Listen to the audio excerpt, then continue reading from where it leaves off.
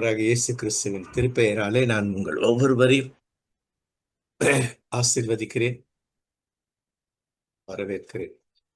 அஹ் இன்றைய 2வது பகுதி இல்லையா?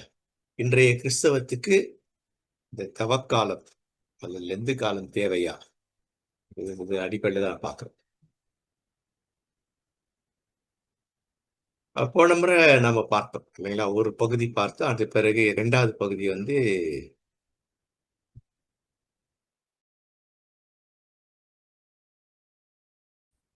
அது போன முறை மட்டும் ஒரு 2 பேர்கிட்ட டைஜஸ்ட் பண்ண முடியல. அது என்னால புரிஞ்சிக்க முடியல. ரொம்ப கஷ்டம் தான் வீடியோ.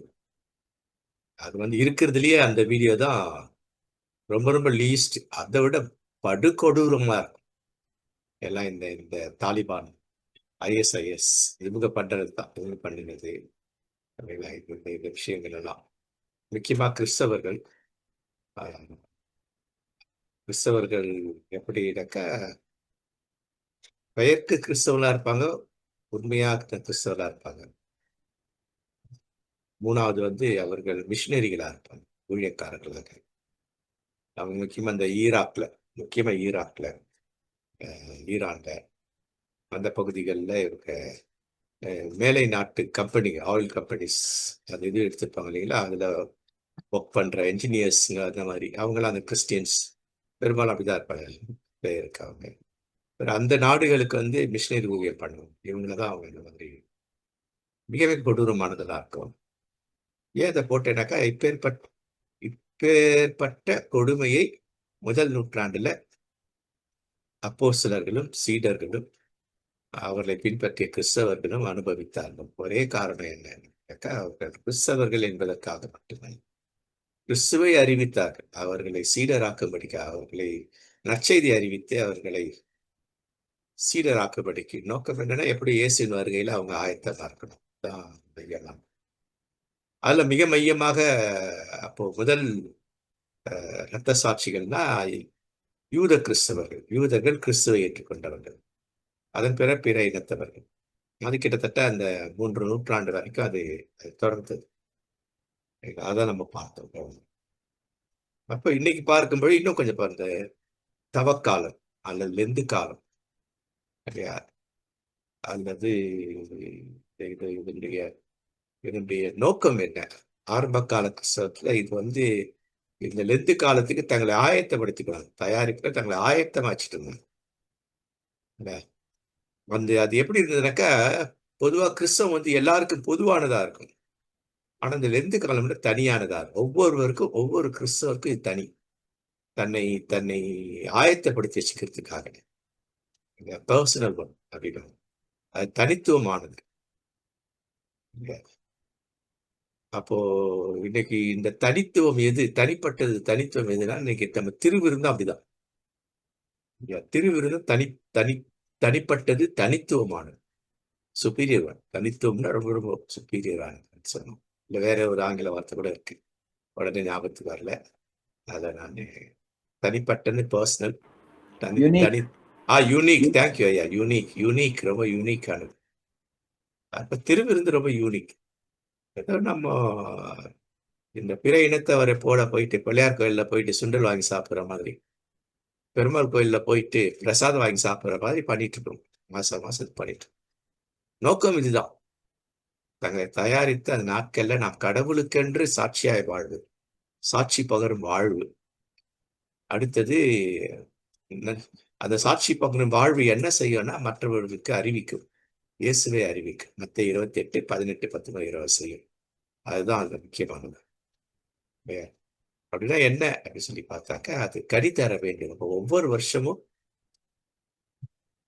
இதை அவர்கள் தங்களை சீர்படுத்திக்குவாங்க. ஒவ்வொரு வருஷம்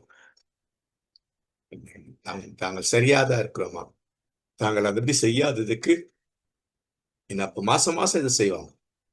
மெயின்லைன் சர்ச்ல முதல் வாரம் 3வது வாரம் செய்வாங்க திருவிருந்து. முதல் வாரம் அப்போ அந்த ஒரு திருவிருந்துக்கு அடுத்த திருவிருந்துக்கு இடையில என்னக்கா, என்னை நினைவு கூறும்படி சொன்னாரா. அப்போ இயேசு எனக்கு செய்ததை நான் மற்றவர்கள் செய்திருக்கிறேன் அப்படிங்கிறத அங்க நினைவு கூறுவது தான். இயேசு என்னை மீட்டெடுத்தார், நான் எத்தனை பேரை மீட்டெடுத்தேன், அதை நினைவு கூறுவது தான். அதுதான் அதோட அர்த்தம். அது ஆவிக்குரிய ரகசியம்லாம் ஒண்ணும் கிடையாது. அது வெளியரங்கம் அது. சோ அது போல இது. அப்போ நாம் கனி கொடுக்குறோம்னு அர்த்தம். ஒரு திருவிண்டுக்கு அடுத்த திருவிண்டுக்கு நடுவுல நம்ம கடவுளுக்காக சாட்சி பகர வாழ்வது, மற்றவர்களுக்கு இயேசுவை அறிவிக்கிறது இல்லையா? இதெல்லாம் இயேசுவின் பக்கம் அவர்களை வலுவுள்ளவர்களாக மாற்றுவது, இதெல்லாம் இந்த தனித்துவம். அதுக்கு நம்ம சீர்படுத்திக்கிறது தான். பரிசுத்த ஆவியானவர் படுத்தியிருக்கிறேன், இனி அப்படி இல்லாம நான் சீர்படுத்திக்கணும். அதுக்குதான் திருவிருந்து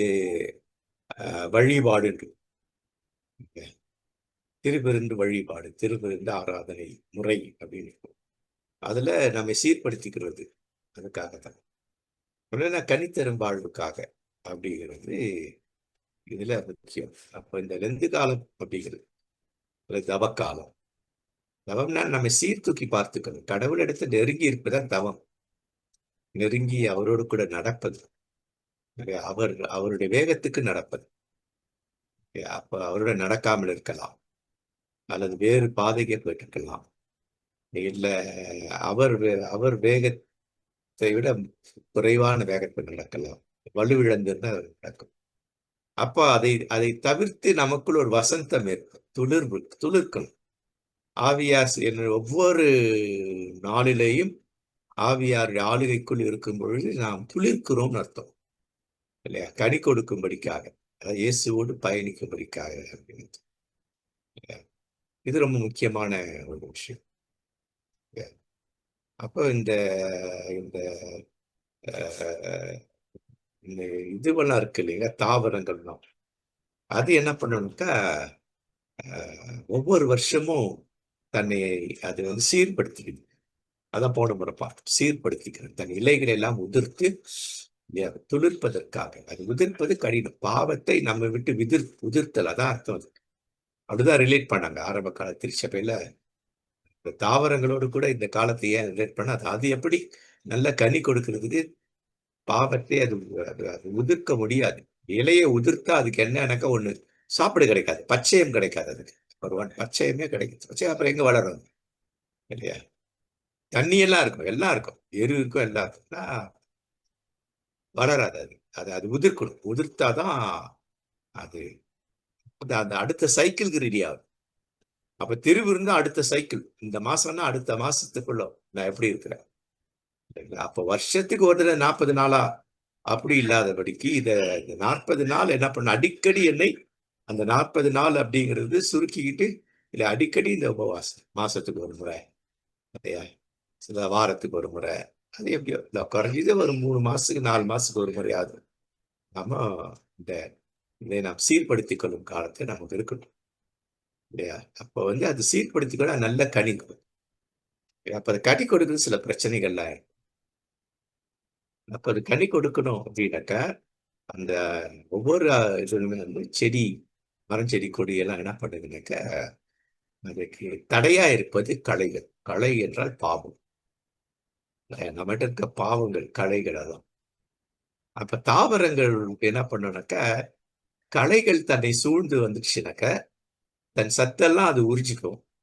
தான் சத்து இல்லாத அப்ப நான் நல்ல கனி கொடுக்க மாட்டேன், நிறைய கனி கொடுக்க மாட்டேன், சுவையான கனி கொடுக்க மாட்டேன், புளித்த கசத்த கனி கொடுப்பேன். அப்ப இதெல்லாம் இருக்குது. இதுக்கு காரணம் என்னன்னாக்க நான் என்னதான் என் இலைகளை உதிர்த்தாலும் கூட இந்த களைகள் என்ன சூழ்நிலை. அது என்ன பண்ணுதுன்னா 2 விஷயம் நடக்குது தாவரங்களுக்கு. ஒன்று, அதுவே என்ன பண்ணுதா களைகளை வளர விடாம தன்னுடைய சத்துனால, தன்னுடைய இலைகளினால, தன்னுடைய வேர்களினால, தன்னுடைய நிழல்கள் வழியாக சூரிய வெளிச்சம் செடிக்கு களைகளுக்கு போகாதபடி அதை வளர விடாம பண்ணும். நீங்க பாருங்க, பெரிய பெரிய மரத்தெல்லாம் அது பார்க்க முடியும். அதே மீறி வளர்ந்தாக்கா என்ன நடக்கும்னாக்கா தோட்டக்காரன் அதை சுத்தம் பண்ணுவான். தோட்டக்காரன் அதை சுத்தம் பண்ணுவான். வசனத்துல திராட்சை செடியை பத்தி பேசுறேன் இல்லைங்களா? அவர் தோட்டக்காரர் அதை சுத்தம் பண்ணுவார் அப்படின்ட்டு. இதுதான் அப்ப அதை அழித்து விடும் என்பதற்கு ஒரு 2 வசனங்கள். 1 பேதுரு 5:8-9, யாக்கோபு 4:7. ரெண்டாவது அந்த கலைகள் என்ன பண்ணுனாக்கா, அது தன்னால் முடிந்த வரைக்கும் பாவத்தை களைந்து விடும். அதையும் மீறும் பொழுது தோட்டக்காரர் கிளீன் பண்ணுவார். நம்முடைய வாழ்க்கையில அப்படிதான். நம்மால 100க்கு 100 பாவம் இல்லாமல் வாழவே முடியாது. ஏன்னா தூய ஆவியார் தான் நம்ம என்ன பண்றாருனாக்கா, இந்த இடத்துல கிருபை அப்படின்னு. இங்க தான் என்ன பண்றாருன்னா, அவர் நம்ம என்ன பண்ண ஆசுவாசப்படுத்தி இல்லையா, நாம் ஒரு படி அவர்ட்ட போனோம்னாக்கா, அவர் 2 படி நம்மகிட்ட வருவார். அப்ப அந்த ஒரு படி போறது, ஒரு அடி எடுத்து வைக்கிறது. அப்போ அது என்ன பண்ண பிசாசிடத்திலிருந்து நம்ம என்ன பண்ண விலக்கிக் கொண்டே இருக்கோம். அதுதான். இப்ப அந்த வசனம் அதான் சொல்லுது. 1 பேதுல பார்க்கிறோம். நீங்க தெளிந்த புத்தியுள்ளவர்களாயிருங்கள். விழித்திருங்கள். பி அலர்ட் அப்படின்றார். ஏன்னா பிசாசு தந்திரம் அவனுக்கு தெரியும். எப்போ களைய விதைக்கணும், எப்போ பாவத்தை நமக்குள்ள இருக்கணும்னு தெரியும். ஆனா உன்னுடைய விசுவாசத்தில் இப்ப இங்கிலீஷ்ல அழகான வார்த்தை டிசிப்ளின் யுவர்செல்ஃப். நம்மை தூய ஆளுகைக்குள்ளவே வைத்துக் கொள்வது அந்த டிசிப்ளின். அதான் ரெசிஸ்ட் பண்ணணும். அவனை எதிர்த்து நிக்கணும். என்ன பண்ணணும்னா தூய அவன் ஆளுகைக்குள் வர வேண்டும். அப்போ நாமே அதை ரெசிஸ்ட் பண்ணலாம். அந்த மரம் எப்படி ரெசிஸ்ட் பண்றது? திருவிழா அறிவு தெளிவோடு விழிப்பா இருக்கணும். அறிவு தெளிவா இருக்கணும், விழிப்பாக இருக்கணும். இல்லையா? அவர் யார எப்போ எப்படி விழுங்கலாமோ இந்த வசனத்தை எனக்கு முதல்ல நான் வாலிபனா இருக்கும் பொழுது என்ன பைபிள் காலேஜுக்கு பண்ண திரு ஜெய்சிங் அண்ணன் அவர் தான் இந்த இந்த ஒரு மெசேஜ் இருக்கும்பொழுது இதை வச்சு சொன்னார். அவர் யாரை எப்பொழுது எப்படி, இந்த 3 வார்த்தை ரொம்ப சூப்பர் வார்த்தை. இதை யோசிச்சு பாருங்களேன். நம்ம பாவம் செய்யாம இருக்கணும்னு நினைக்கிறோம். ஆனா அவருக்கு எங்க அடிச்சா நமக்கு தெரியும், நம்ம வீழ்ந்துடும் தெரியும். யாரை எப்போது எப்படி எந்த எந்த எதை வச்சு அடிக்கலாம் இல்ல. அந்த 3 வார்த்தை ரொம்ப அழகா வரும். அதை விளக்குவார் அந்த வார்த்தை. யாரை எப்போது இல்லை, யாரை எப்போது எப்படி ஒரு 2 வார்த்தை அடிச்சா சொல்றார் இல்லையா? அப்ப அசையாத நம்பிக்கை கொண்டு அவரை எதிர்த்து ஒரு பகுதி. 2ஆம் பகுதி தூய ஆவியார் 4 இருக்கு. 2ஆம் பகுதியில் அதே இது என்ன சொல்ற யாக்கோப்ல பார்க்கும் பொழுது நீங்கள் கடவுளுக்கு கீழ்ப்படிகள், வார்த்தை கீழ்ப்படிகள். தூய ஆவியார் துக்கப்படுத்தாது. கடவுளுடைய வார்த்தை என்ன? அப்போ கடவுளுடைய வார்த்தைக்கு கட்டுப்பட்டு கீழ்ப்பட்டு அவருடைய ஆளுகைக்குள் இருக்கும் பொழுதுதான் நம்மால பிசாசு எதிர்த்து நிற்க முடியும். இங்க என்ன கொஞ்சம் டீப்பா சொல்றாரு. எதிர்த்து நில்லுங்க. அப்ப எப்ப எதிர்த்து நிற்க முடியும்? எதிர்த்துனால் நீ வில் ஃப்ளை அவே. ஏனென்றால் நாம் எதிர்த்து நிற்கின்ற ஆற்றலை தூய ஆவியார் நமக்கு கொடுக்கிறார்.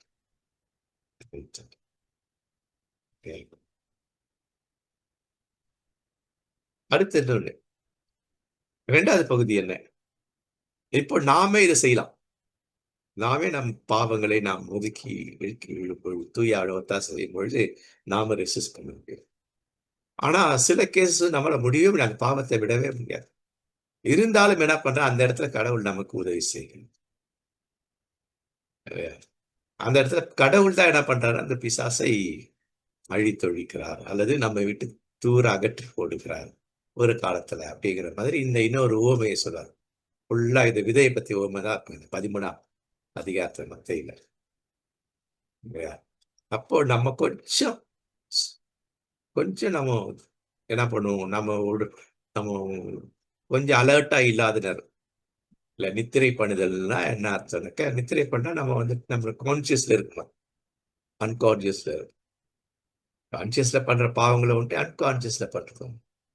அந்த அன்கான்சியஸா இருக்கும் பொழுது நான் வாலி பிள்ளைகள் நான் சொல்லுவேன், எது அன்கான்சியஸ்? நீ தனிமையில இருக்கிற பத்தியா, அதுவே பிசாசுக்கு இடம் கொடுக்குற. தனிமையில எப்பவுமே இருக்காத. எதனா ஒன்று செஞ்சுட்டு இரு, இல்லை எங்கேயாவது இரு, தனியா ஒரு இடத்துல போய் இருக்காத. பிசாசுக்கு தனிமை என்பது பிசாசனுடைய, இங்கிலீஷ் நல்ல வாக்கியம் உண்டு, தனிமை என்பது பிசாசனுடைய எனக்கு உழைக்களம். உழைக்களம்னாக்க அது அவருடைய ஃபேக்டரி. தனிமை என்பது அவர் ஃபேக்டரி. அந்த ஃபேக்டரியில நம்ம இருக்கக்கூடாது. ஏன்னா அங்க அவர் ஒர்க் பண்ணுவார் அப்படின்னு சொல்லிட்டு அப்ப என்ன பண்ற, ஏற்ற காலத்துல இதை விலக்கி போடுவார் பகுதி. நம்ம தெரிஞ்ச பகுதி தான். நல்லா தியானிக்கலாம். தியானிக்கு இந்த 2 கால தியானத்துக்கு நல்ல பகுதி இது. அப்ப லென்ட் என்பது என்ன அப்படின்னாக்கா, இது ஆங்கிலோ சாக்சன் சாக்சன். அதாவது அந்த லென்ட் என்ற வார்த்தையை வந்து ஆங்கிலம் வந்து பெரும்பாலும் லத்தீன்ல இருந்து தான் வந்தது இல்லையா? அந்த வார்த்தையை அதுல இருந்து எடுக்கிறோம். லென்ட் அப்படின்னு சொன்னாக்கா என்னன்னாக்கா, அதுக்கு வந்து லத்தீன்ல தனிமைப்படுத்திக் கொள்ளுதல் இல்லையா? அஹ் நியாயமான காரணத்துக்காக தனிமைப்படுத்திக் கொள்ளுதல். ஆனா எது நியாயமான காரணம்னா, கடவுளோடு நேரத்தை செலவு செய்வது நியாயமான காரணம் இல்லையா? அதாவது லென்ட். இன்னொன்று என்ன சொல்லுவாங்கன்னா, கடவுளோடு நேரத்தை செலவு செய்தல் அப்படின்னு.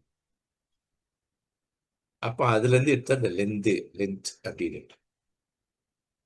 இல்லையா? இது வந்து வசந்த காலத்து ஒரு நீண்ட இது ஏற்கனவே பார்த்தோம். நீண்ட நாட்கள், வசந்த காலத்து நீண்ட நாட்கள். இந்த வசந்த காலத்துல பெரும்பாலும் வெயில் வந்துட்டு ரொம்ப நேரம் இருக்கும் இல்லைங்களா? சாயந்தரம் 6:30 மணிக்கு கூட என்ன ஆகும்? வெளிச்சம் வெயில் இருக்கும். சூரியன் தெரியாது. அப்போ இதை எதோட கனெக்ட் பண்ணாங்க ஆரம்ப கால திருச்சபை தந்தையர்னா, இயேசு 40 நாள் உபவாசம் இருந்தார். எதற்காக உபவாசம் இருந்தார்? எத்தனையோ முறை இருந்திருக்கலாம். இப்போ வந்து அவரு தன்னுடைய இறைப்பணி ஊழியத்தை ஆரம்பிக்க போறார். அப்ப அந்த ஊழியத்தை ஆரம்பிக்கிறதுனா தன்னை ஆற்றல் படுத்திக் கொள்வதற்காக,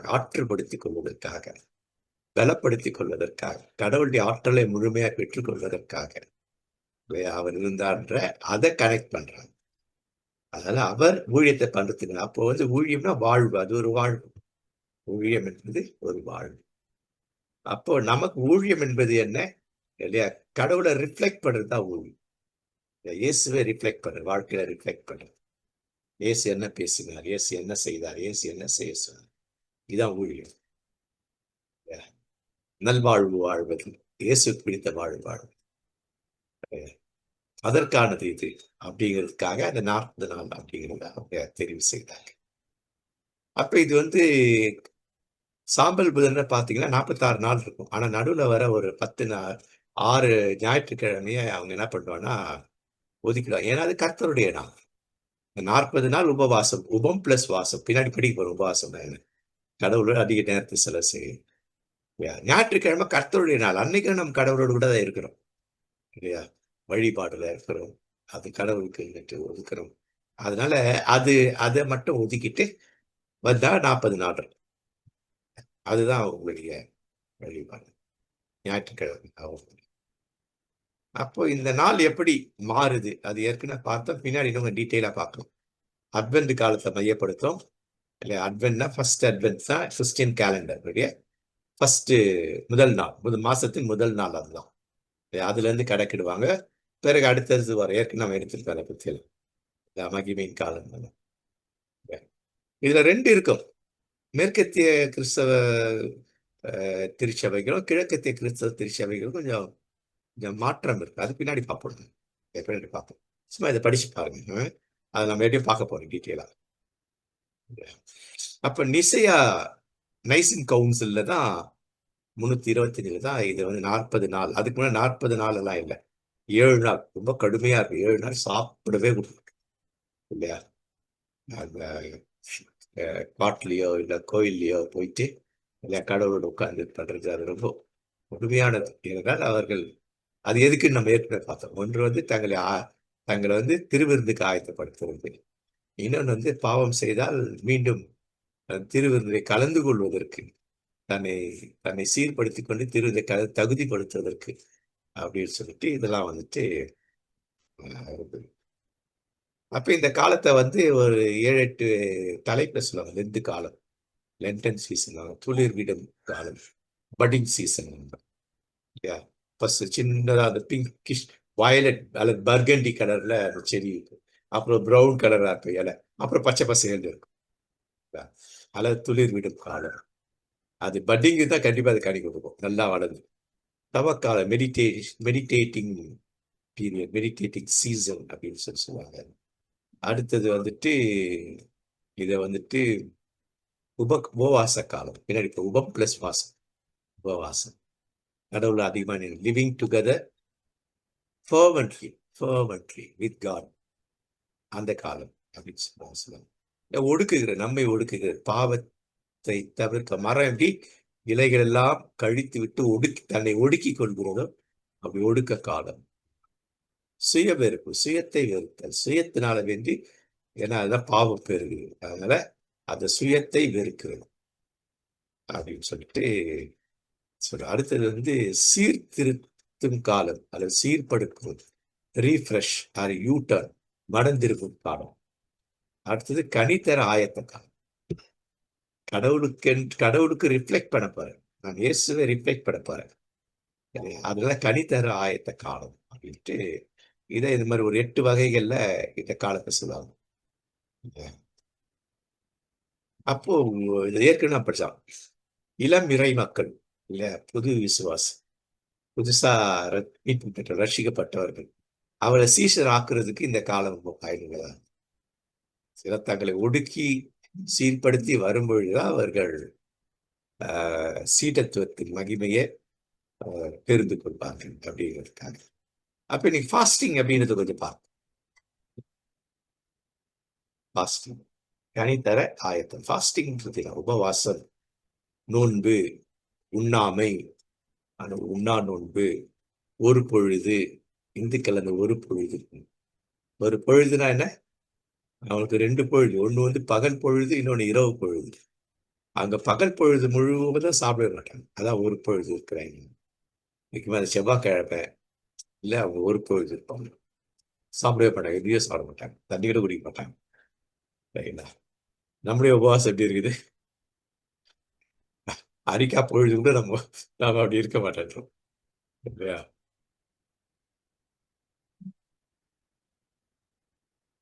அப்போ இது இதன் மைய நோக்கமே அதுதான்.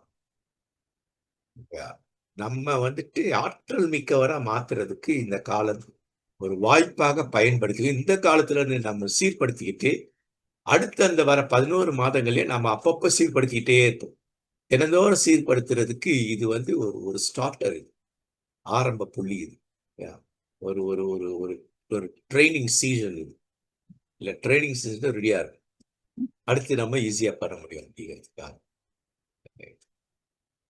அப்போ யூதர்களுக்கு, இஸ்ரேலர்களுக்கு இந்த உண்ணா நோன்பு, உண்ணாமை, உபவாசம் அப்படிங்கிறது ரொம்ப ரொம்ப முக்கியமான ஒன்று. அவங்க வாழ்க்கையில இது ரொம்ப முக்கியம். இயேசுவின் காலத்துல கூட அது இருந்தது. இயேசுக்கு பின் வந்த கிறிஸ்தவர்கள் அது இருந்தாங்க. பவுலெல்லாம் உண்ணா நோன்பெல்லாம் இருந்திருக்காரு. அப்ப யூத நம்பிக்கை, நம்ம சாப்பிடாம இருந்து கடவுள்கிட்ட போயிட்டு அழுது கெஞ்சி கூத்தாடுனா கடவுள் நம்மள பரிவு காட்டுவார் அப்படிங்கிற ஒரு ஒரு ஒரு ஒரு வித்தியாசமான கொள்கையை கொண்டிருந்தாங்க. அவனுடைய வாழ்வியல் முறையை மாற்ற மாட்டாங்க. நாங்க இதுல விடுதலை ஆகணுங்கிறதுக்காக. அதனாலதான் இன்னைக்கு நிறைய பேர் தப்பா ஒரு இது வருது இல்லையா? நீ உனக்கு பிரச்சனை இருக்குதா, போடு ஒரு உபவாசம். இன்னும் கல்யாணமே நடக்கலையா, போடு ஒரு உபவாசம். நிறைய பேர் சொல்றது கேள்விப்பட்டிருப்போம் இல்லைங்களா? அதே போல என்ன சொல்லுவாங்க அப்படின்னு சொன்னாக்க, வேலை கிடைக்கலையா, போடு ஒரு உபவாசம் இருக்கு. கிட்டத்தட்ட அது யூத முறையோட இதுதான், யூதர்களுடைய வழிமுறை அதுதான். அப்ப இந்த உபவாசம் அப்படிங்கிறது என்ன, இது ஒரு சமஸ்கிருத வார்த்தை, உப்வாஷ். உபம் பிளஸ் வாசம். உபம்னா இல்லையா, அதிகம். உபம்னாக்க எக்ஸ்ட்ரா, அடிஷ்னல். ஆதியாகவும் யாத்திராகம், லேவியராகம், என்ன உபாகம், அந்த அந்த அந்த ப்ரீவியஸ் புக்ஸுக்கு இது அடிஷ்னல் புக். அதுக்கு ஒரு அடிஷ்னல் ஜெனரல் மேனேஜர் அப்படின்றது, அது மாதிரி அடிஷ்னல் அல்லது இணையானது, அதோடு இணைந்து இருப்பது இல்லையா, உப ஆகவும் அல்லது இணையாகவும் அப்படின்னு இல்லையா, உபம். வாசம் என்றால் வசித்தல். அப்போ எங்க வசிக்கிறது? வீட்டுல வசிக்கிற கடவுளோடு வசித்தல். அது 2 வசித்தல் இருக்கு. ஒண்ணு தினம் வசிக்கிறோம், காலை ஜபம், குடும்ப ஜபம், மாலை ஜபம், குடும்ப ஜபம் இல்லையா, இதெல்லாம் தின வாசம், வேத வாசிப்பு, இதெல்லாம் தினம். இது இன்னும் அதிகமாக அவரோடு இணைந்திருத்தல், அதிக நேரத்தில், அதிக ஆழத்தோடு கூட, அகலத்தோடு, உயரத்தோடு கூட இல்லையா, அவரோடு கூட இணைந்திருத்தல், அவருடன் இருத்தல் அப்படின்ட்டு. அப்போ உபம் அப்படின்றது அதுக்கு நெருக்கமான ஆங்கில வார்த்தை additional, assistant, extra, near, along, இந்த மாதிரி வார்த்தைகள் ஆகிட்டு பயன்படுத்த அதிகமாக அருகே. தமிழ்லயும் அந்த வார்த்தை உங்களுக்கு தெரிஞ்ச வரைக்கும் கொடுத்துருக்கேன். அப்ப அவரோடு நெருக்கமா இருக்க பழகிட்டு தான் இல்லைங்களா, நம்ம எப்பெல்லாம் அவரை விட்டு விலகுறோமோ அப்பெல்லாம் நம்ம கான்சியஸ் சொல்லும், ஆவியான நம்ம சொல்ல, நீ நீ தப்பு பண்ற, நீ பாவம் பண்ற, திருப்பி அவரோட நினைந்து கொள்வது. அதற்கு இந்த நாட்கள் வந்து ரொம்ப ரொம்ப ஒரு பிரயோஜனமான ஒரு நாட்கள்ல நேரத்தை அதிகம் செலவு செய்யும். இந்த கடவுளுடைய வார்த்தையில் நாம் ஹெல்த்தியா இருக்கு.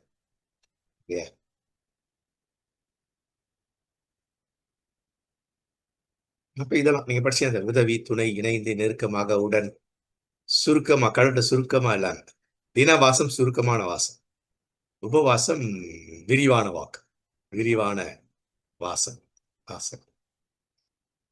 அப்போ உண்ணாமை என்பது மையம் அல்ல. கடவுளோடு நான் வாழ்வதுதான். கடவுளோடு பயணித்தல். கடவுள் பேசுவதை கேட்டல். கடவுள் என்ன அவருடைய எண்ணம் என்ன? அதான் போன முறை நம்ம பார்த்தோம் இல்லைங்களா? ஒரு பகுதி பார்த்தோம். மத்திய 5ஆம் அதிகாரத்தில் நம்ம பார்த்தோம். இப்போ கடவுள் என்ன சித்தம் சிந்தனையில இருக்கிறார்? கடவுளுடைய சித்தம் என்ன? அவருடைய எதிர்பார்ப்பு என்ன அப்படிங்கிறத புரிஞ்சுக்கிறதுக்காக. அப்போ அது புரிஞ்சுக்கிட்டா நமக்கு அந்த ஆற்றல் வேணும், பலன் வேணும். பலன் இருந்தா நம்ம செயல்பட முடியும். அப்ப இதை செய்தார்கள். மோசையிலிருந்து பார்க்கிற பழைய ஏற்பாடு நிறைய பேர் பார்க்கிறோம். எஸ், சாரி, இன்னும் அநேகர் எப்படியா இருக்கிறத நம்ம பார்க்கிறோம். அப்போ இந்த இந்த நோக்கம் என்ன? இந்த உபவாசம், உண்ணாமை அல்லது நோன்பு இருத்தல், ரிஃபார்ம் பண்ணிக்கணும். நம்ம ரிஃபார்ம் பண்ணிக்கணும். ரிஃபைன். க்ரூட் ஆயில் என்ன ஆகுது? அது வந்துட்டு ரிஃபைனரிக்கு போனால் அது அது அது பல கூறுகளாக வேறு பிரிக்கப்படுது. பல பல பை ப்ராடக்ட் நிறைய இருக்கு. அதில் நிறைய பெயிண்ட்டு, அது இது நிறைய இருக்கு. இந்த லிப்ஸ்டிக் போடுறல அதெல்லாம் வந்து அதோட ப்ராடக்ட் தான். அப்போ க்ரூட் ஆயில்ல அதான் ரிஃபார்ம். இன்னொன்று என்னன்னா, இருக்கிறத வந்து சீர்படுத்தி ரிஃபார்ம் ஆகுது. அப்ப சீர்திருத்தல். அடுத்தது ரிசரக்ஷன். உயிர் செத்து போன நம்முடைய சிந்தை, நம்முடைய ஆவி, ஆன்மா, சரீரம் அதை உயிர் ரிசரக்ஷன். அடுத்து ரிஃப்ளெக்ஷன், பிரதிபலிக்கிறது. இது நோக்கம். அதுல இன்னொரு நோக்கம். நிறைய நோக்கங்கள்ல இது ஒரு நோக்கம். ஏற்கனவே நான் 2-3 நோக்கம் சொல்லியிருந்தேன். அப்போ கடவுள் என்னை குறித்து ஒரு மகிழ்ச்சி உள்ளவரா இருக்கிறது. ஏன்னா அவரோட நெருங்கியே இருந்தார். அவரோட ரொம்ப நெருக்கமா இருக்குது. ரொம்ப முக்கியமா இந்த இந்த தாத்தா பாட்டி கிட்ட பேர பிள்ளைங்க இருப்பாங்க பாத்தீங்களா, ரொம்ப நெருக்கமா இருக்கும் அம்மா அப்பாவோட. என் தங்கையுடைய பேரன் கூட அப்படிதான், ஜப்பான்ல இருக்கிறான். டெய்லி சாயந்தரம் கரெக்டா அந்த 6 மணி ஆனாக்கா உடனே அவங்க அப்பாவை தான் போனாரு. உடனே அஜிமா அவன் தான் அப்பான்னு பேசிட்டு இருப்பான். என்கிட்ட கொடுப்பான் கொண்டு வந்து, இல்லையா, தாத்தா பாடுறா, தாத்தா பாடுறா அப்படின்ட்டு. ஏன்டா கொஞ்ச நேரம் தான் பேசுவான். பேசி பேசி அஜுமா அப்படின்னு. அஜிமானா அவருக்கு செல்லமா என் தங்கச்சியை கூப்பிடுறது. அவள் தான் பேசிட்டு இருப்பான். அப்போ வந்துட்டு அது ஒரு மகிழ்ச்சி. அப்போ சாயந்தரத்துல அந்த 6 மணி நேரம் நாங்க கூட அந்த 6 மணிக்கு வந்தாக்கா, சரி அவனோட தூரத்துல இருக்கிறதுனால சரி அவனோட ஒரு 5 நிமிஷம் பேசுவோம். எதிர்பார்ப்போடு ஒரு மகிழ்ச்சி. என் தங்கைக்கு ஒரு மகிழ்ச்சி, அவனுக்கு ஒரு மகிழ்ச்சி. இல்லையா, பாட்டி கூட பேசுறேன், தாத்தா கூட பேசுறேன். அப்போ கடவுள் இதான் ஒரு நெருக்கம். இவ கூட தூரத்துல இருந்தாலும் அது நெருக்கம். அதற்கு தான் இது.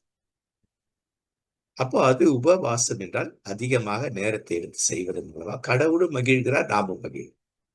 கடவுள் நமக்கு ஆற்றலை மீண்டுமாக நமக்கு கொடுக்கிறார். நம்மை நம்முடைய பழைய வாழ்விலிருந்து பழைய பழக்கத்தை மீட்டெடுக்கிறார். இதுதான். அப்ப இந்த உபவாசத்துல என்ன இருக்குன்னா 2 இருக்கு. பிராயச்சித்தம், பரிகாரம் 2மே இருக்கு. பிராயச்சித்தம் அல்லது பரிகாரம் 2மே இல்ல. பிராயச்சித்தம், பரிகாரம். என்ன பிராயச்சித்தம், என்ன பரிகாரம் அப்படின்னாக்கா, நாம் அனைவரும் ஆண்டவரா மீட்கப்பட்ட அந்த பொழுதிலேயே நாமெல்லாம் அபிஷேகம் பண்ணப்பட்டவர்கள். அபிஷேக பாடத்தை அபிஷேகம்னா என்ன? தனியாலாம் கிடையாது. நம்ம எப்போ இயேசு ஏற்றுக்கணும் அப்பவே நான் வேறு பிரிக்கப்பட்ட வாழ்வு. அது பாவத்திலிருந்து வேறு பிரிக்கப்பட்டு, அதுக்கு பாவத்துல பிசாசுக்கு வேலை செய்து கொண்டிருந்தோம்னா வேறு பிரிக்கப்பட்டு இயேசுவுக்காக வேலை செய்யணும். அது அபிஷேகத்தின் நோக்கம். அப்ப இயேசுக்காக வாழ்வது, இயேசுக்காக செயல்படுவது, அதற்கு அச்சாரமாய் பெற்றதான் தூய ஆவியாரை பெற்று. அப்போ அவருடைய பணி செய்வது, அப்ப அவருடைய பணி செய்யறது வந்து எல்லாருமே தான். பழைய ஏற்பாட்டு காலத்துல ராஜாக்கள் கடவுளுக்காக பணி செய்யும். இஸ்ராயல் கடவுளுக்காக நான் அரசன், இஸ்ராயல் மக்களை நான் வழி நடத்தினு அவர் பணி செய்வதற்காக அவர் என்ன பண்ணாங்க? அபிஷேகம் பண்ணாங்க. ஆசாரியர்கள் இல்லையா? இஸ்ராயல் மக்களுக்காக வழிபாட்டுல கடவுளோடு இணைவதற்காக இவங்கதான் இந்த வேலை செய்வாங்கன்னு அபிஷேகம் பண்ணி மக்களுக்கு முன் வெளிச்சம் போட்டு காட்டுறது, அடையாளமாக்குறது. மூன்றாவது இறைவாக்கு தீர்க்கதரிசிகள், கடவுள் பேசுவாங்க பேசு. அப்போ அவர்கள் கடவுளுக்காக அது இந்த நாட்கள்ல ஒரு ஊழியக்காரர்களாக அபிஷேகம் பண்ணி, மற்றும் இவர் தான் இந்த சபைக்கு பாஸ்டர் தான் இவாஞ்சலிஸ்ட் தான் மிஷனரி அப்படியாக ஆரம்பிப்பதற்காக. ஆனால் எல்லாருமே அப்படித்தான். நாம் தான் ராஜாக்கள், அரசர்கள் நாம தான், இறைவாக்கினர் நாம் தான் இல்லையா? அடுத்தது ஆசாரியர். ஆசாரியர்கள் கடவுள் பக்கம் மக்களை திருப்புதல்.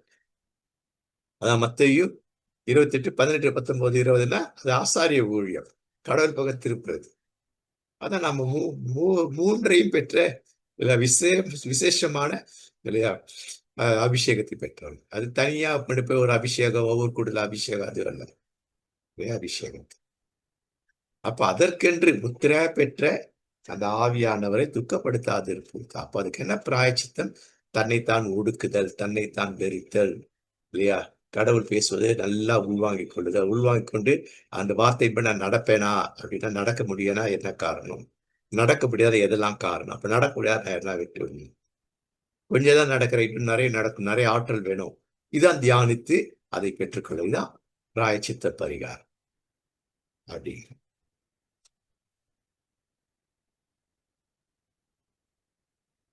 அப்ப அடுத்தது ஏசாயா 58, 1-14.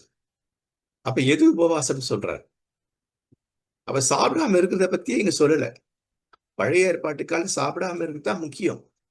ஆனா இங்க இறைவாக்கினர், ஏசாயா இறைவாக்கினர் சாப்பிடாம இருக்கிறத பத்தி சொல்ல மாட்டேன்றார். இவ்வளவு சொன்னவர் கொஞ்சம் சாப்பிடாதுன்னு சொல்லியிருக்கலாம்ல, அதை பத்தி சொல்ல. அப்ப இதுதான் பிராயச்சித்தம் பரிகாரம் செய்யும்போது விளைவு என்ன? அந்த பிராயச்சித்தமும் பரிகாரத்தின் விளைவாக செய்வதனால என்ன விளைவு ஏற்பட்டு, இந்த விளைவெல்லாம் ஏற்படணும்ட்டு அவர் சொல்றார். 14 வசனங்கள் வரைக்கும் பேசுறாரு. நாம என்ன அப்ப இயேசு இதைதான் செஞ்சார். புரியுதுங்களா? இயேசு இதுதான் கடவுளுடைய எண்ணம், கடவுளுடைய இருதயம். கடவுளுடைய இருதயத்தை நாம் அறிந்து கொள்ளுதல், கடவுளுடைய அறிவை நாம் பெற்றுக்கொள்ளுதல், கடவுளுடைய சிந்தனையை பெற்றுக்கொள்ளுதல். அப்ப இயேசு அதான் செய்தார். இதை அப்படியே செய்யறார் இயேசு.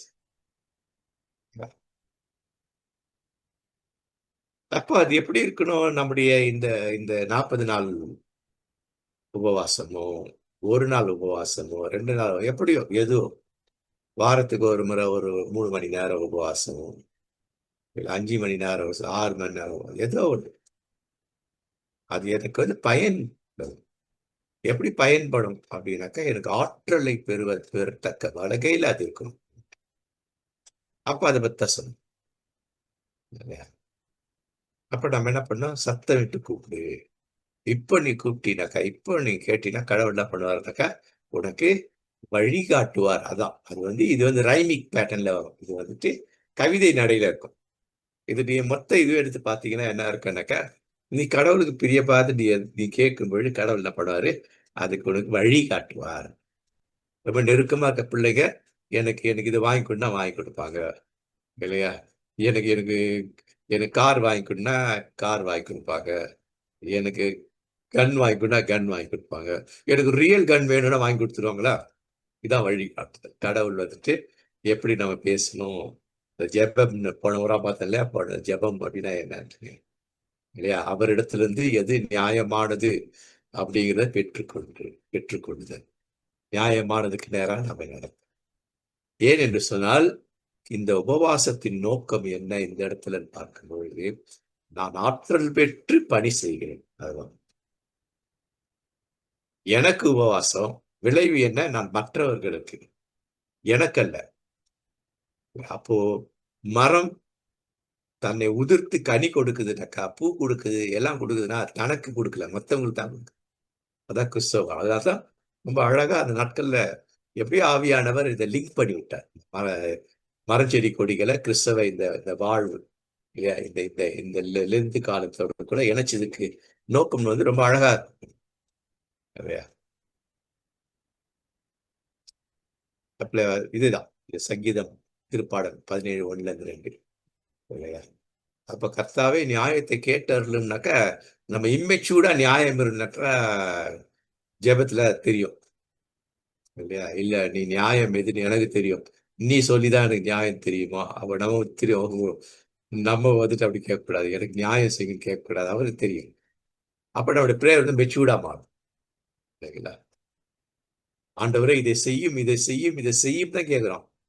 கடவுளை வேலைக்காரன் தான் வச்சுட்டு இருக்கிறோம். ஜெபம் அப்படிதான். ஆண்டவரே இதை மாற்றும், இதை செய்யும், அதை செய்யும். நான் என்ன செய்ய போறேன்னு சொல்லவே மாட்டேன். அதான் ஜெபத்துல அது இதான் முக்கியம். நான் என்ன செய்ய போறேன், என்னுடைய பங்களிப்பு என்ன. அப்ப நம்ம பங்களிப்பை பத்தி சொல்லாம கடவுளே வந்து வேலை செஞ்சுட்டு இருக்கோம். அதை பத்தி பேசுறதுதான் இந்த இந்த பகுதி. அப்ப இதுல விதிகள் என்ன எப்படி இருந்தது ஆரம்ப காலங்கள்ல, ரொம்ப கடுமையா இருந்தது, கடினமா இருந்தது. ஆரம்ப காலத்துல என்ன பண்ணாங்கன்னாக்க, அவங்க வந்துட்டு முக்கியமா இந்த மேற்கத்திய நாடுகள்ல முக்கியமா இந்த இறைச்சி, முட்டை, பால் வந்து மஸ்ட் அவங்களுக்கு. இல்ல இன்னொன்று குளிர் பிரதேசம் வேற, அவங்களுக்கு இதெல்லாம் கண்டிப்பா தேவை. காய்கறிகள்லாம் அந்த இருந்தாலும் கூட, பழம்லாம் இருந்தாலும் கூட இது ரொம்ப முக்கியம். அப்ப எது முக்கியமோ அதை அவர் தவிர்த்து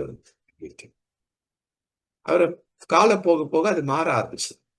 நீ முட்டை மட்டும் எடுத்துக்கலாம், இல்ல பால் மட்டும் குடிச்சுக்கோ இல்லையா, இல்ல ஒரு வேளை சாப்பிட்டுக்கோ இப்படிலாம் இருக்கும். இந்த வத்திகன் 1966 பிறகு விதிகள் ரொம்ப தளர்த்தி இல்லையா. இருந்தாலும் அதுதான் அந்த அந்த வத்திகன் சிஸ்டத்துல வந்ததுதான். வட்டிகன் சிஸ்டம் தான் வந்து என்ன பண்ணுச்சுனாக்கா உறுதிப்படுச்சு. எதை உறுதிப்படுச்சுனாக்கா இல்லைங்களா, இதுக்கு முன்னாடி ஒன்று இருக்கு, அது தேடல கிடைக்கல எந்த ஆண்டுன்ட்டு. 1896 நினைக்கிறேன். அதுலதான் என்ன பண்ணாங்க, கறி சாப்பிடக்கூடாது, மீன் சாப்பிடக்கூடாது, மேக்கப் போடக்கூடாது இல்லையா. இப்போ மெயின் லைன் சர்ச்சஸ்லாம் ஒரு ஒரு 50 வருஷத்துக்கு முன்னாடி அப்படிதான். கறி சாப்பிட மாட்டேன், மீன் சாப்பிட மாட்டேன், பொட்டு வைக்க மாட்டேன், பவுடர் போட மாட்டேன், ஷேவ் பண்ண மாட்டேன் இல்லைங்களா. இதெல்லாம் இதெல்லாம் எதை மையமா வச்சு அதை சொன்னாங்க. இதற்கு முன் வட்டிகன் 1896 நினைக்கிறேன்.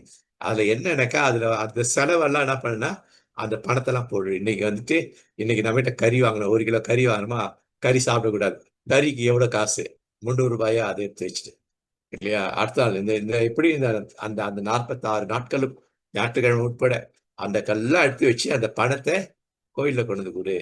அவங்க என்ன பண்ணா, அந்த ஏழைகளுக்காக உதவி செய்வாங்க. ஏழைகளுக்கு அதான் சுய வெறுப்பு காணிக்கை, சுய வெறுப்பு உண்டிக்கை, உண்டிப்பாங்க இல்லைங்களா. இப்ப பிளாஸ்டிக்ல அப்பெல்லாம் மண்ணுல இருக்கும். அப்ப இவங்க என்ன பண்ணுவாங்க, பவுடர் இந்த மாசம் பவுடருக்கு இவ்வளவுதா அந்த காசை பவுடர் போடாம எண்ணெய் கூட ஷேவ் பண்ணாம இருக்குல்ல, அதுக்கு எவ்வளவு பிளேடு செலவுது. இதெல்லாம் அதுல போடுவதற்கு ஒரு நோக்கம், ஒரு பக்கத்து நோக்கம் என்ன அப்படின்னு சொன்னாக்கா இதுதான்.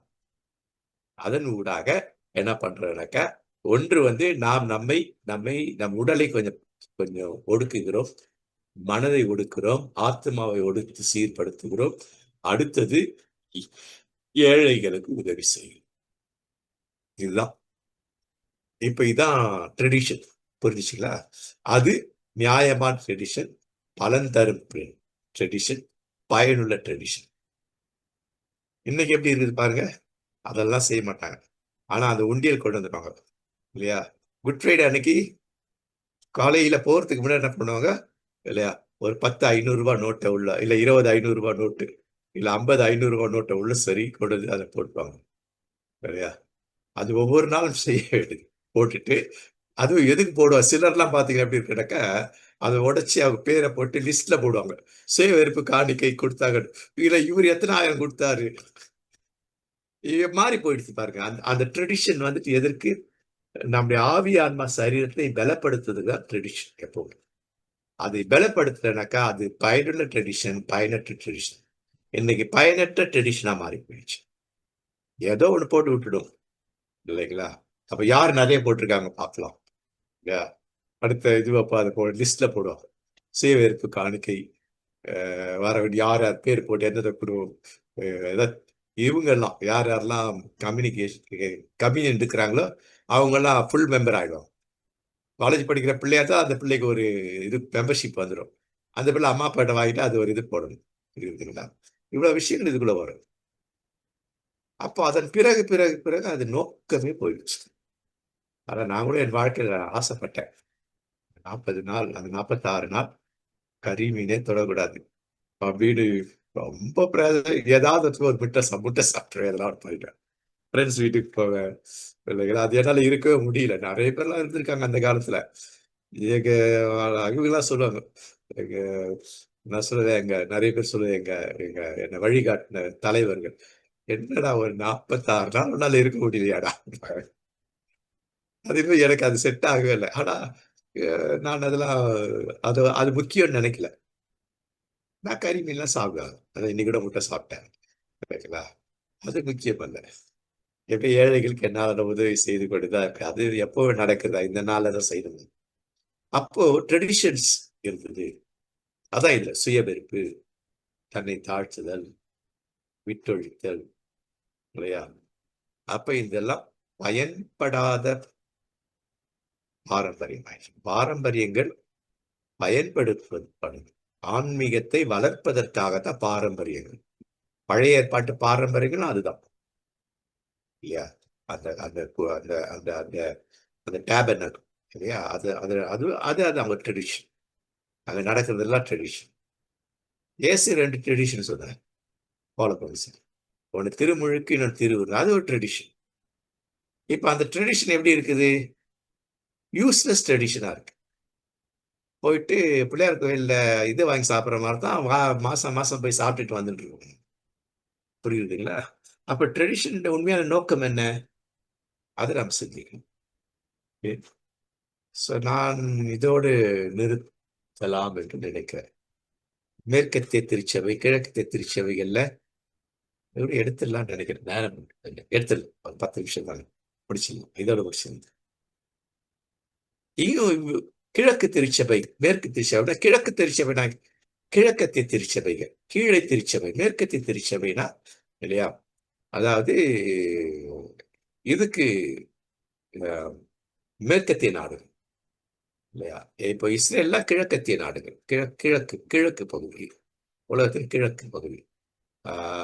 இதுதான் வந்து இஸ்தான்புல். Istanbul capital. அதனுடைய இது என்ன? கிறிஸ்தவ நாடு, அது இஸ்லாம் நாடு. அது அது அது அங்கதான் அந்த பார்டர் ஆரம்பிக்கும். அது முஸ்லீம் அங்க இருந்துட்டு மேற்கத்திய நாடுக்கு போற வழி அதான். அது அடைச்ச உடனே தான் உலகம் முழுச கப்பல்ல போயிட்டு இந்தியாவுக்கு வழி காண போனது வந்து அந்த துருக்கி. துருக்கிக்கு அந்த பக்கம் எல்லாமே மேற்கு மேற்கு, இந்த பக்கம் எல்லாமே கிழக்கு நாடுகள். அப்ப கிழக்கத்திய நாடுகள், மேற்கத்திய நாடுகள் அப்படின்ட்டு. அப்போ திருச்சபை வரலாறுல அது இருக்கும். ஏன் இது ரெண்டும் ரெண்டா பிரிஞ்சுது? கிழக்கு மேற்குன்னு ஏன் பிரிஞ்சுது? அது ஒரு பகுதி. அது நம்ம எடுக்கிறதுக்கு நேரம் இல்லை. அப்ப இது மட்டும் கிழக்கத்திய திருச்சபை, மேற்கத்திய திருச்சபை. அப்படி கிழக்கத்திய திருச்சபையெல்லாம் எது அப்படின்னு சொல்லி பார்த்தாக்கா, இந்த இந்த மார்த்தோமா, சிரியன் திருச்சபை இல்லையா? ஜாக்கபைட்ஸ், இதெல்லாம் வந்து கிழக்கத்திய திருச்சபைகள். ஆனா நம்மலாம் எங்க இருக்கிறோம்? கிழக்கத்துல இருக்கிறோம். அவங்கள மேற்கத்திய திருச்சபை முறை தான் பயன்படுத்துறோம். அது சிஎஸ்ஐயோ வெந்தேகோஸோ எதுவா இருந்தாலும் எல்லாமே நம்ம ஃபாலோ பண்ற அந்த இது எல்லாமே என்ன? வெஸ்டர்ன் ட்ரெடிஷன் கிறிஸ்டியானிட்டி தான் அவங்க ஃபாலோ பண்றோம். பட் இவங்க ஈஸ்டர்ன் ட்ரெடிஷன், அது ஒவ்வொன்றையும் ஒரு வித்தியாசப்படும். ஒவ்வொரு ட்ரெடிஷனும் வித்தியாசப்படும். திருச்சபை வரலாறு வரலாறு நீங்க நம்ம இதுல இருக்கும். அதை படிச்சீங்கன்னா உங்களுக்கு இன்னும் கூட டீட்டெயிலா இருக்கும் அது. பட் அதுல கொஞ்சம் அதெல்லாம் இல்லை. நான் இப்ப நீ பாடம் எடுத்துட்டு இருக்கிறேன் ஒரு ஒரு பைபிள் காலேஜ்ல இல்லைங்களா? முடிஞ்சா அதுக்கு நான் போட்டு விடுறேன். ஏன்னா அதுக்கு அடிஷ்னலா இருக்கும். நம்முடைய சர்ச் ஹிஸ்டரி, நம்ம கமாலியல் பைபிள் காலேஜ் இல்லை. இப்ப இவங்களுக்கு வந்து மாறுபடும் எல்லாமே. மேலை திருச்சபை அங்கே எப்படி பண்றாங்கன்னா, இவங்க மேலை திருச்சபைன்றது என்ன? மேற்கத்திய வெஸ்டர்ன் சர்ச் வந்து கிரிகோரியன் கேலண்டரை ஃபாலோ பண்றாங்க. கிரிகோரியன் கேலண்டர் வந்துட்டு பெரும்பாலும் இல்லையா சூரியனை மையப்படுத்துதா இருக்கும், சந்திரனையும் மையப்படுத்தும். ஆனா கிழக்கத்திய திருச்சபை முழுக்க முழுக்க இல்லையா சந்திரனை மையப்படுத்தும். ஏன் சந்திரனாக்க இஸ்ராயலர்களுடைய பண்டிகை எல்லாமே எப்படி இருக்குன்னா சந்திரனை மையப்படுத்தாங்க. அதை ஃபாலோ பண்ணதான் இஸ்லாமியர்கள். அவர்களும் இதுதான் அவர்கள் நாட்காட்டி சந்திரனை மையப்படுத்துகிற நாட்காட்டியாக இருக்கும். அப்ப அதனால தான் பாருங்க கிழக்கத்திய திருச்சபை ரெண்டும் இருக்கும். ஆனா பெரும்பாலும் என்ன 90% இதுல எதுவா இருக்கும் அப்படின்னாக்கா சூரியனை மையப்படுத்தும். சந்திரனை ஏன் மையப்படுத்துறாங்க அப்படின்னு சொல்லி வந்து ஈஸ்டருக்காக, ஈஸ்டர் அந்த அந்த அந்த இதுல வருகின்ற இல்லையா முழு நிலவு நாள் இல்லையா சூரிய சந்த் ஃபுல் மூன் டேவா இல்லையா அந்த நாள் அன்னைக்கோ இல்லை அது தொடர்ந்து வருகிற ஞாயிற்றுக்கிழமை அதான் ஈஸ்டர் அப்படின்னு சொல்லிட்டு அதுக்காக வந்து ரெண்டையும் அவங்க இது பயன்படுத்தாங்க. அதை நீங்க படிச்சா அது லூனார் இல்லையா லூனி சோலார் அவங்களுடைய system. Solar calendar, lunar calendar. ஆனா இவங்க லூனி சோலார் சிஸ்டம் இருக்காங்க. அதை பேஸ் பண்ணி கால்குலேட் பண்ண பின்னாடி பார்ப்பாரு இல்லையா அதை எப்படி கால்குலேட் பண்றாங்க. அதை பேஸ் பண்ணி தான் இன்னைக்குதான் சாம்பல் புதன். சாம்பல் புதன் குறிப்பிட்ட அந்த நாட்களுக்குள்ள வந்து படிச்சுக்காரு. கிழக்கத்திய திருச்சபை என்ன பண்ணுதுனாக்கா அவங்க ஜூலியன் நாட்காட்டி அதிக பயன்பா. ஜூலியன் நாட்காட்டி வந்துட்டு லூனாரை மையப்படுத்தியிருக்கு. அப்ப அவங்க எங்க இருந்து ஆரம்பிக்கிறாங்க அப்படின்னு சொன்னாக்கா சாம்பல் புதனுக்கு முன்னால அதுக்கு வந்து என்ன கிளீன் மண்டே அப்படின்னு ஆரம்பிக்கலாம். அதாவது இந்த உபவாசமே ஒரு ஆயத்தம், அந்த ஆயத்தத்துக்கு ஒரு ஆயத்தம். எப்படி ஹோட்டல்ல போன உடனே இல்லையா அந்த வெயிட்டர் கேட்பாரு இல்லைங்களா என்ன உங்களுக்கு ஸ்டார்டர் என்ன வேணும் கேட்பாரு. ஸ்டார்டர்னா அந்த சூப் வகையாராக்க இல்லையா அதுக்கு அது. இப்ப என்னன்னா ஸ்டார்டருக்கே ஒரு ஸ்டார்டர் இல்லைங்களா. இப்போது ட்ரெடிஷன் அப்படி ஆகிப்போச்சு ஹோட்டல். அது போல அந்த உபவாச காலத்துல அந்த லெந்து காலம் ஆரம்பத்துல சாம்பல் புதன், அதுக்கு முன்னாடியே வருகின்ற இல்லையா திங்கட்கிழமை, முதல் வாரம் திங்கட்கிழமையில இருந்து அவங்க அதை பண்றாங்க. ரொம்ப ஆனா ரொம்ப ரொம்ப அவங்க வந்துட்டு ரொம்ப அதிகமா இதை ரொம்ப ஆத்மீகமாக பண்ணுவாங்க. இந்த ஈஸ்டர்ன் திருச்சபை ரொம்ப ஸ்ட்ராங்கா இருக்கிறது, ரொம்ப ஆர்த்தடாக்ஸாக இருக்கும். மேலே திருச்சபை சாம்பல் புதன் அங்கிருந்து கணக்கிட்டு அந்த 46வது நாள் முடிவுல ஈஸ்டர் கிழமை இல்லையா 48வது நாள் சாம்பல் புதன். அதுல சாம்பல் புதன் கூட அதுக்கு முதல் நாள் வந்து ஒரு செவ்வாய் வரும். ஒரு செவ்வாய் ஞாபகத்துக்கு வரல, அது பின்னாடி வரும். இந்த வருது ஞாபகம். அது வந்து அது ஒரு ப்ரிப்பரேஷன். நாளைக்கு சாம்பல் புதன்னா இன்னைக்கு வந்து ஒரு ஒரு ஒரு வழிபாடு சபைகள் மெயின் சர்ச்சஸ்ல இருக்கும் இல்லையா. அதுல இதுக்கு இருக்கு தன்னை அதற்கு ஒப்பு கொடுப்பார்கள். ஸோ இவங்க எல்லாரும் இதை ஃபாலோ பண்றது தான். சிஎஸ்ஐ இந்த மெயின் லைன் இவங்க தான் மெயின் லைன் சர்ச்சஸ் இல்லையா. இது ஏற்கனவே பார்த்து வடக்கு உத்தராயணம்னா மேற்கு பக்கம் மேல அது வந்து வடக்கு நோக்கி சாய்ந்து இருக்கிறத பார்க்கணும். இது பெரும்பாலும் எப்போ வரும்னா மார்ச் 21 பிறகு வருகின்ற பௌர்ணமி பார்க்கணும். மார்ச் 21 அல்லது மார்ச் 21 அடுத்து வருகின்ற பௌர்ணமி எப்போன்னு பார்ப்போம். மார்ச் 22 பௌர்ணமி இல்ல அதுக்கு பிறகு பௌர்ணமி சரிங்களா. அந்த பௌர்ணமிக்கு அன்னைக்கோ இல்ல அதுக்கு அது தொடர்ந்து வருகின்ற ஞாயிற்றுக்கிழமை, அந்த பௌர்ணமியும் ஞாயிற்றுக்கிழமை வரலாம். அப்படி வரலன்னா பெரும்பாலும் அதை தாண்டிதான் வரும். அதுதான் அவங்க ஈஸ்டர், அந்த ஈஸ்டர் சண்டே அப்படின்ட்டு அப்படி இவங்களுடைய கால்குலேஷன். இந்த கிழக்கத்திய திருச்சபை இவங்களுடைய ஜூலியன் கேலண்டரை பேஸ் பண்ணி பண்றது என்ன அப்படின்னாக்க ரொம்ப நல்லா இருக்கும். மேற்கத்திய நடைமுறைப்படி இல்லாம இது நாங்க திங்கட்கிழமை சாம்பல் புதன் தொடாம அதுக்கு அடுத்து வருது இப்ப இந்த புதன்கிழமை வந்ததுனாக்கா வியாழ், வெள்ளி, சனி, ஞாயிறு, திங்கள்.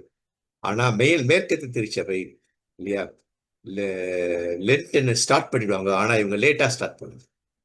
அந்த திங்கட்கிழமைக்கு பேர் என்ன அப்படின்னா கிளீன் மண்டே, தூய திங்கள் அல்லது தூய பரிசுத்த திங்கள், ஹோலி ஹோலி மண்டே. ஆனா அவங்க ஹோலி மண்டேன்னு சொல்ல மாட்டாங்க, கிளீன் மண்டே அப்படின்னாங்க. அந்த நாள்ல இருந்துட்டு இவங்க வந்துட்டு கணக்கை அவங்க ஆரம்பிக்கணும்.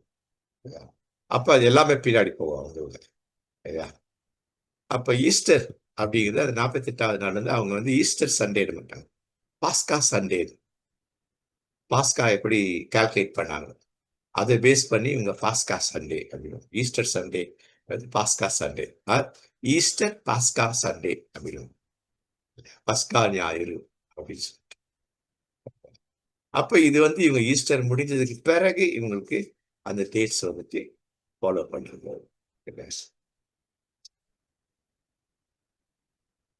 அடுத்தது இது ஏற்கனவே பார்த்தா 40 நாட்கள். இந்த இந்த திங்கக்கிழமை 40 நாள் உபவாசம். அது ஞாயிற்றுக்கிழமையும் சேர்த்து வர்றவங்களுக்கு மெயின்லேஜ் ஞாயிற்றுக்கிழமை. அப்ப அந்த நாள்ல இருந்து 40 நாள், 40 நாள் முடிந்ததுக்கு பிறகு என்ன நடக்கும் அப்படி சொல்லி பார்த்தாக்க, இது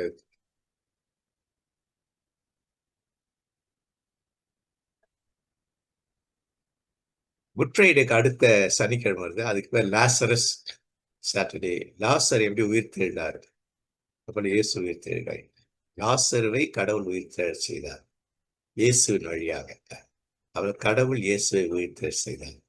அது அந்த சனிக்கிழமை அவங்களுக்கு ரொம்ப முக்கியம் இல்லையா, இயேசுவின் மரணத்துக்கு அடுத்து இருக்க சனிக்கிழமை.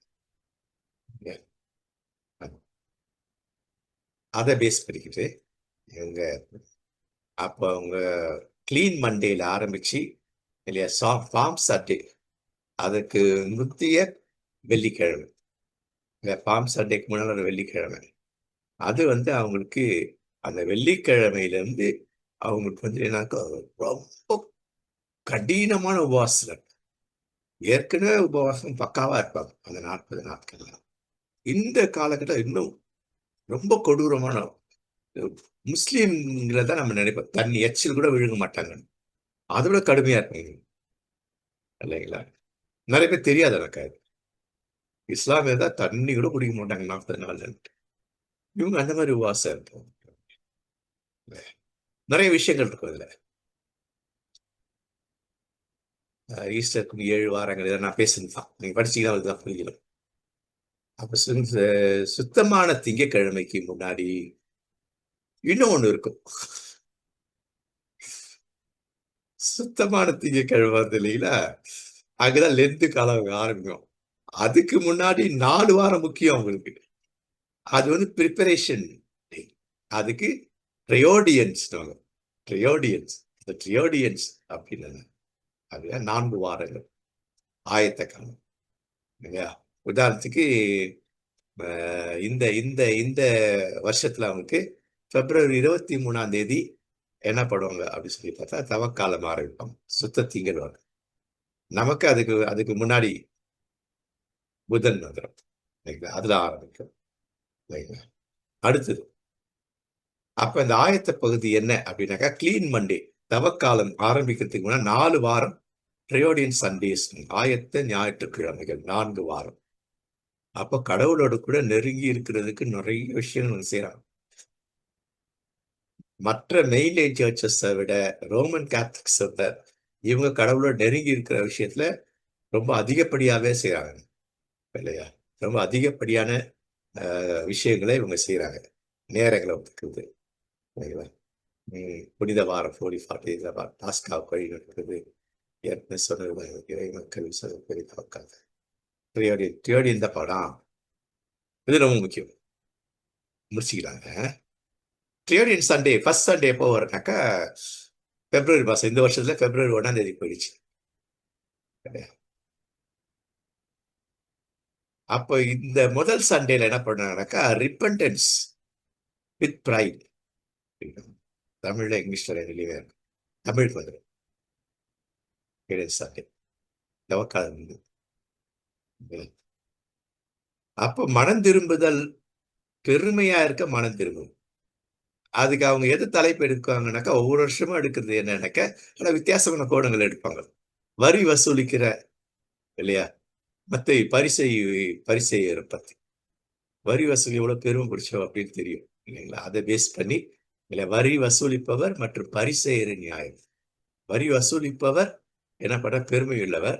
ஆனா வரி வசூலிக்கிற அவர் ஆ என்ன பண்றார்? தன்னை தாழ்த்துகிறார். யாரு? இவரு சகை. சகையை பத்தி இருக்கிறது. ஆனா பரிசேயர் என்ன பண்ணுவாங்க? பெருமையுள்ளவரா இருப்பாங்க. அப்படின்னு. மனம் திரும்புதல், பெருமை. லூக்கா 18, 10-14 இந்த பகுதியை வந்து மையப்படுத்தி அன்றைக்கு வந்து அந்த செய்தியின் தாரம் அதுல இருக்கும். அடுத்து 8ஆம் தேதி அடுத்தது மனம் திரும்பிய மைந்தர். அவர் கடவுளிடம் திரும்பு. மனம் திரும்பி பெருமையை விட்டு மனம் திரும்பினா கடவுளோட நான் திரும்ப முடியும் அப்படின்னு ஒரு கோர்வையா இருக்கிறது. தலைப்பு கடவுள் லூக்கா 15, 11-32 அதை மையப்படுத்துறது இல்லைங்களா? பிப்ரவரி 15 3வது தேர்ட் ட்ரியோடியன். கடைசி நியாயத்திற்கு ஞாயிறு. கடைசி ஞாயிறுல ஒரு ஞாயிற்று இருக்குது. இறுதி தீர்ப்பு இல்லையா? அந்த இறுதி தீர்ப்பு நீ தொண்டு செய்யணும். தொண்டு செய்யணும்னா ஊழியம் செய்யணும். திருப்பணி இறைப்பணியும் செய்யணும் அப்படிங்கிறதுனா அந்த திருப்பணி இறைப்பணி நீ செய்யறதை வைத்தா உனக்கு இறுதி தீர்ப்பு உண்டு. அப்ப இயேசு என்ன செய்தாரோ அது செய்யறது. இயேசு என்ன பேசினார், என்ன செய்தார், என்ன செய்ய சொன்னார் அப்படிங்கிற அந்த இது வந்து என்னை அந்த கான்செப்ட் வந்து இதுல இருந்தா வந்தது எனக்கு. இல்ல ஒரு ஒரு 25 வருஷத்துக்கு முன்னாடி அந்த கான்செப்ட் வந்து இந்த இந்த இந்த மேத்யூ 25, 31-46 இருந்து எடுத்தது. தலைப்புல இருந்து முக்கியமா இறுதி தீர்ப்பும் தொண்டு மினிஸ்ட்ரி அப்படின்ட்டு. அடுத்தது 22ல இல்லையா? மன்னிப்பு. அப்போ அந்த தீர்ப்புக்கு நீ தகுதி இல்லைன்னு இப்ப நினைச்சா இப்பவே மன்னிப்பு கேட்டு கடவுளை மன்னிப்பார். அதுக்கு வந்துட்டு ஆதாம மையப்படுத்துறது. மத்தேயு மையப்பகுதி 6-14 இது வந்து 3 பகுதி இருக்கும்.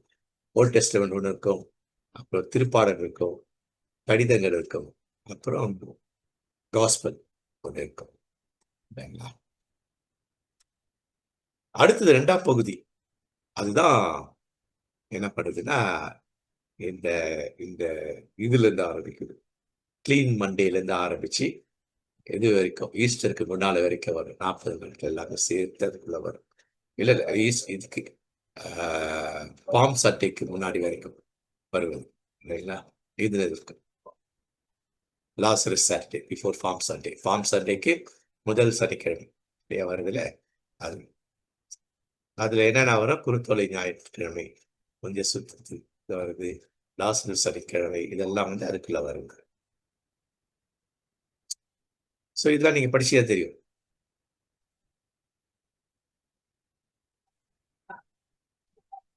அப்ப இது இதேதான் ஏற்கனவே அந்த அந்த அடுத்த அந்த பிப்ரவரி 20 அந்த இதுல இருந்து வரும் ஏசாயா தலைப்புல வருது. தமிழ்லயே இருக்கு. ஆதியாகமத்துல வந்து நீதிமொழிகள் இருந்து இருக்கிறது. இதெல்லாம் சுத்தமான திங்கள் அந்த நாட்கள்ல. சுத்தமான திங்கள் அன்னைக்கு எடுக்கிற தீம் இதுதான். திருமறை பகுதி தான் இதை மையப்படுத்திதான். அப்ப வெற்று சடங்குகள் இதை சடங்கா செய்யாத. அதான் மையம். இதெல்லாம் நீ சடங்கா செய்யாத. சடங்கு என்னன்னா பயனற்ற சடங்கா செய்யாத, பயனுள்ள சடங்கா. அப்போ உடம்ப கழுவுறது மட்டும் இல்ல, உள்ளத்தை கழுவுங்க அப்படின்னு சொல்லிட்டு இந்த இந்த இந்த இந்த திருமறை பகுதியை அடிப்படையில இது நடக்குது. ஓகே. அப்போ அவங்களுக்கு லெந்து காலம் இந்த இந்த வருஷத்துல இததான் வருது. குருத்தோலை வந்து இந்த வருஷத்து 5ஆம் தேதி, ஏப்ரல் 5ஆம் தேதி குருத்தோலை நமக்கு ஈஸ்டர்லாம் முடியுது இல்லைங்களா? ஓகே. அப்புறம் புனித வெள்ளி ஏப்ரல் 10 புனித வெள்ளி. அடுத்தது வந்து ஏப்ரல் 12 தான் அவங்களுக்கு ஈஸ்டர், பாஸ்கா சண்டே. ஸோ இதோட நான் நினைக்கிறேன். இதுல இன்னொரு பகுதி அடுத்த வாரம் பார்ப்போம். ஹெசிகாசம் அப்படின்ட்டு இருக்காங்க. ஹெசிகாசம்னா என்ன அப்படிங்கிறது நல்லா இருக்கும் இல்லையா? நம்ம ரொம்ப ஆவி ஆத்ம சரீரத்தை அதிகமா இல்லையா கடவுள் பக்கம் திருப்புறதுக்கு இந்த மாதிரி சில விஷயங்கள்லாம் இருக்குது. அது ஒரு ட்ரெடிஷன். ஆனா அதை வந்து ட்ரெடிஷனா செய்யாம உண்மையா செய்தால் அதுக்கு பலன் உண்டு அப்படின்னு. ஸோ அது அடுத்த வாரம். ஓகே. ஸோ அப்ப இது வரைக்கும் நான் பார்த்தது என்ன அப்படின்னு ஒரு சின்ன ஒரு இதுதான் இல்லையா? லெந்து காலத்தின் நோக்கம் எதுவாக இருந்தது அப்படின்னாக்கா, இந்த காலத்திலாவது இதை செய்யல, செஞ்சு பாரு. இங்க ஆரம்பி, நீ இந்த இடத்துல நீ உன்னுடைய கடவுளோடு கூட நடக்கிறதுக்கு இந்த நாள்ல நீ வந்து இத்தனை நாள்ல நீ அதை செஞ்சினாக்கா பிறகு ஈஸி ஆயிடும். அதுக்கு அடுத்தது நீ பாவம் செஞ்ச உடனே என்ன பண்ணுவ? உபவாசம் இருப்ப. உபவாசத்துல கடவுளோட நேரத்தை செலவு செய்வாய். ஒரு கொஞ்ச நேரம், இல்ல 1 மணி நேரமோ 2 மணி நேரமோ, அது ஈஸியா இருக்கும். அப்ப இது வந்து உனக்கு ட்ரையல் சீசன். இந்த ட்ரையலை நீ இதை நீ கத்துக்கோ. இதை கத்துக்கிட்டு அங்க வரும்போது உனக்கு ஈஸியா இருக்கும். அடிக்கடி உனக்கு தெரியும், நான் தூய ஆள் துக்கப்படுத்துறேன், நல்லாவே தெரியும், தூய ஆவிற்கு போவாய். அதற்காக இந்த லெந்து காலத்தை அவர்கள் பயன்படுத்தினார்கள். இன்னும் நிறைய இருக்கு, பின்னாடி பார்க்க போறோம். ஓகே. சோ இதோட முடிக்கிறேன்.